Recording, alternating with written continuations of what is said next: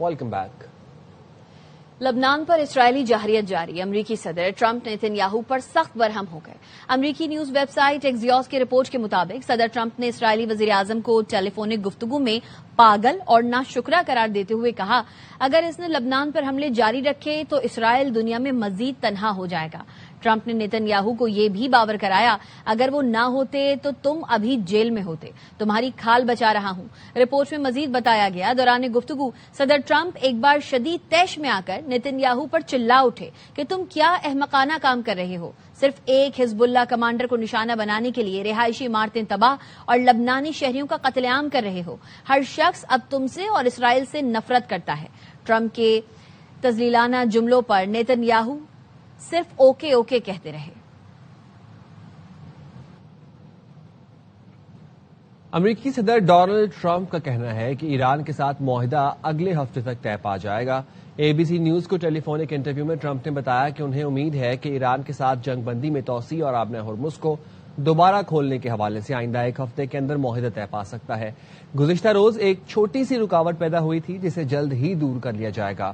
ایران لبنان میں اسرائیلی حملوں پر ناراض تھا جس کے باعث کشیدگی میں اضافہ ہوا. انہوں نے متعلقہ فریقوں سے رابطہ کیا جس کے بعد فائرنگ کا سلسلہ رک گیا. ٹرمپ نے مزید کہا کہ ایران کے ساتھ امن معاہدہ کسی فوجی کامیابی سے بھی زیادہ اہم ثابت ہو سکتا ہے. لبنان میں اسرائیلی جارحیت پر ایران کا شدید رد عمل. احتجاجاً امریکہ کے ساتھ امن معاہدے کے پیغامات کا تبادلہ روک دیا. ایرانی میڈیا کا دعویٰ. تسنیم نیوز نے بتایا ایرانی حکام نے غزہ اور لبنان میں اسرائیلی فوجی کارروائیوں کی شدید مذمت کی اور مقبوضہ لبنانی علاقوں سے اسرائیل کے مکمل انخلا کا مطالبہ کیا. ایرانی حکام کا کہنا ہے موجودہ صورتحال میں مذاکرات کا کوئی امکان نہیں. اسرائیل سمیت اس کے تمام حامیوں کو جواب دہ بنایا جائے گا. ایرانی حکام نے واضح کیا ہے آبنائے ہرمز کو مکمل بند کرنے اور باب المندب سمیت دیگر تمام محاذوں کو فعال کرنے کا حتمی فیصلہ کر لیا گیا ہے.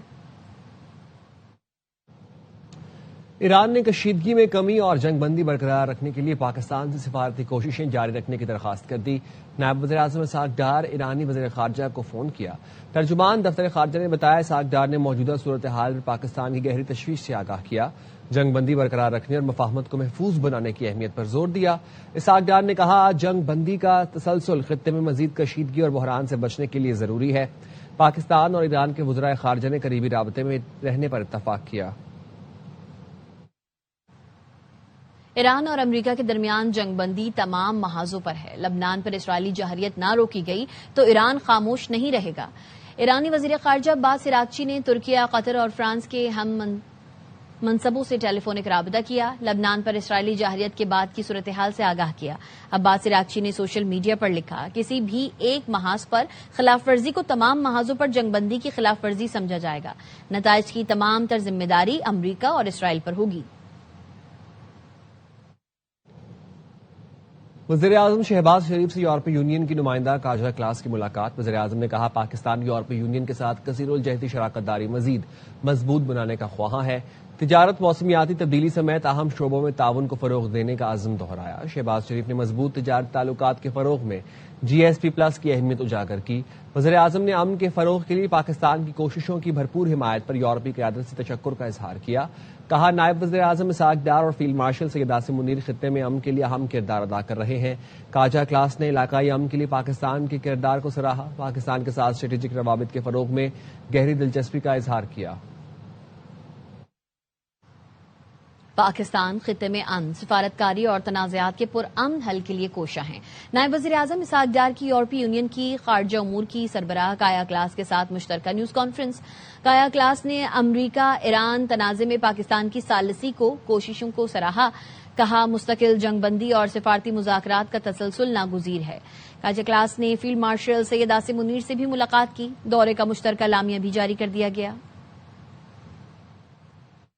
We also held an in-depth exchange of views on regional and global issues, including the US-Iran conflict, security situation in South Asia, our concerns regarding unprovoked Indian aggression and Pakistan's principal position on the Jammu and Kashmir dispute. We have also discussed terrorism, including the presence of Fitna Khawarij and Fitna Hindustan elements on Afghan soil. Pakistan has been the main mediator between the United States and Iran.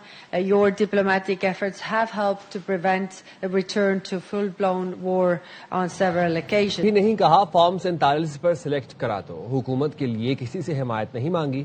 Gilgit کے عوام form 45 کا بندوبست کرے, form 47 کا میں خود بندوبست کر لوں گا. Chairman peoples party Bilawal Bhutto کا ضلع شگر میں انتخابی جلسے سے خطاب. کہا تمام جماعتیں گوادر, کراچی اور گلگت کو اسلام آباد سے چلانا چاہتی ہیں. نون لیگ کے صدر میاں نواز شریف آج گلگت بلتستان کا دورہ کریں گے. Chief election commissioner Gilgit Baltistan نے NOC جاری کر دیا. میڈیا کوآرڈینیٹر الیکشن کمیشن نے بتایا نواز شریف کو دورہ گلگت بلتستان کے دوران ضابطۂ اخلاق پر عمل درآمد کی ہدایت کی گئی ہے. نون لیگ کے مقامی رہنما نے سابق وزیر اعظم کے دورے کی درخواست دی تھی. چیئرمین پاکستان تحریک انصاف بیرسٹر گوہر علی خان کی اسکردو میں سیاسی مصروفیات. مختلف مقامات پر انتخابی سرگرمیوں میں حصہ لیا. اسکردو پہنچنے پر PTI رہنماؤں اور کارکنوں نے بیرسٹر گوہر کا استقبال کیا. چیئرمین PTI اسکردو کے بعد گلگت بلتستان کے دیگر علاقوں کا بھی دورہ کریں گے. پاکستان مسلم لیگ کے صدر چودھری شجاعت حسین کا کہنا ہے ان کے دور میں گلگت بلتستان کی ترقی کا نیا باب رقم ہوا. مسلم لیگ نے GB میں جدید انفراسٹرکچر, بہترین سڑکیں, تعلیم اور صحت کی سہولت فراہم کی. چودھری شجاعت حسین کی ہدایت پر پارٹی کی جانب سے اسکردو میں بھرپور انتخابی مہم جاری ہے. چودھری شجاعت حسین کا کہنا ہے عوام نعروں اور وعدوں کے بجائے کارکردگی کو مد نظر رکھتے ہوئے اپنے ووٹ کا استعمال کریں. گلگت بلتستان کے عوام نے آزادی کی جدوجہد میں مثالی قربانیاں دیں, پاکستان کے ساتھ اپنی وابستگی کا ثبوت دیا. 7 جون کو انتخابی نشان ٹریکٹر بڑی کامیابی حاصل کرے گا اور مسلم لیگ کے امیدوار عوامی اعتماد پر پورا اتریں گے. پاکستان کی لبنان پر اسرائیلی حملوں کی شدید مذمت. اقوام متحدہ میں پاکستان کے مستقل مندوب عاصم افتخار نے کہا کہ اسرائیلی حملے خطے میں امن کی کوششوں کو متاثر کر رہے ہیں. لبنان پر اسرائیل کے حملے عالمی قوانین کی خلاف ورزی ہیں. لبنان میں معصوم لوگوں کو نشانہ بنایا جا رہا ہے. پاکستان لبنان کی حکومت اور عوام سے یکجہتی کا اظہار کرتا ہے. پائیدار امن صرف بات چیت سے ہی ممکن ہے. All these reckless Israeli actions, condemnable as they are, and which violate Lebanon's sovereignty and territorial integrity, constitute a flagrant breach of international law, and more than that, seriously undermine the diplomatic efforts to achieve lasting peace and stability in Lebanon and the region. ایرانی speaker محمد باقر قالیباف نے کہا ہے کہ ایران اور لبنان کا رشتہ اٹوٹ ہے. ہماری اور آپ کی جانیں ایک ہیں. لبنانی پارلیمنٹ کے اسپیکر مبیہ بیری سے ٹیلی فون پر گفتگو میں قالیباف نے کہا ہے اسرائیلی جرائم جاری رہے تو مذاکرات روک کر صہیونی حکومت کے سامنے کھڑے ہوں گے.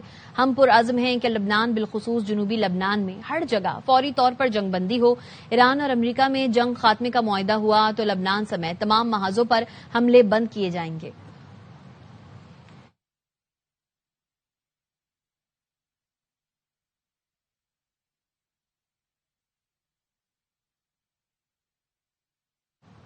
شانگلہ کی تحصیل الپوری میں مکان کی چھت گرنے سے 6 بچے جاں بحق اور 1 زخمی ہو گیا. مقامی لوگوں نے اپنی مدد آپ کے تحت ملبے سے لاشیں اور زخمی بچی کو نکالا. جاں بحق بچوں میں رضوان, نایاب, حیا نور اور عمیر بی بی شامل. جاں بحق ہونے والے بچوں کی عمریں 5 سے 14 سال کے درمیان ہیں. جاں بحق ہونے والے بچوں کے والد کا کچھ عرصے قبل انتقال ہوا تھا.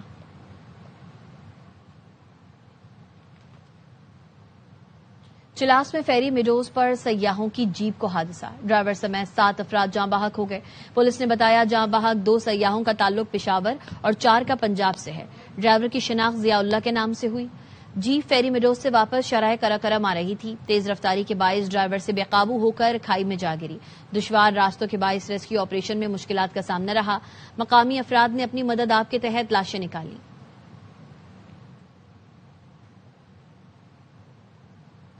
لاہور کے علاقہ ماڈل ٹاؤن میں 18 سالہ ملازمہ اجتماعی زیادتی کے بعد اسقاط حمل کرانے کی کوشش میں جاں بحق ہو گئی۔ ملزمان کے خلاف اجتماعی زیادتی کی FIR میں قتل کی دفعات کا اضافہ کر دیا گیا۔ موت سے قبل ملازمہ نے اپنے ویڈیو بیان میں کہا تھا کہ نومبر 2025 کو حاملہ ہونے کا پتہ چلا، والدین کو بھی بتا دیا تھا۔ مالکن کا بیٹا اور ڈرائیور 5 ماہ سے مسلسل زیادتی کا نشانہ بناتے رہے۔ اسقاط حمل کے لیے رائیونٹ کے نجی کلینک لے جایا گیا، جہاں حالت بگڑنے پر لڑکی کو سروسز اسپتال لایا گیا۔ پولیس کے مطابق اسپتال انتظامیہ نے معاملے کا علم ہونے پر پولیس بلائی، جس نے ملازمہ کے تحریری اور ویڈیو بیان پر اجتماعی زیادتی کا مقدمہ درج کیا، لیکن مالکان اور باپ کے دباؤ پر لڑکی نے مرنے سے پہلے بیان تبدیل کر دیا اور دباؤ کے باعث آخری بیان میں صرف ڈرائیور کو ملزم ٹھہرایا۔ سروسز اسپتال میں 2 دن زیر علاج رہنے کے بعد گھریلو ملازمہ دم توڑ گئی۔ کیس کی مزید تفتیش پوسٹ مارٹم رپورٹ کے بعد کی جائے گی۔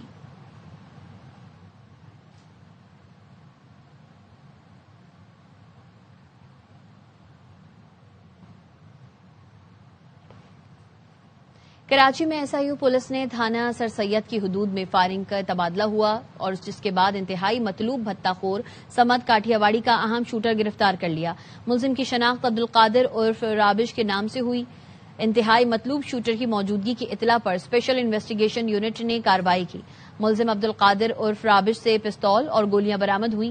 ملزم کے خلاف قانونی کارروائی شروع کر دی گئی۔ ملزم کا کرمنل ریکارڈ حاصل کیا جا رہا ہے۔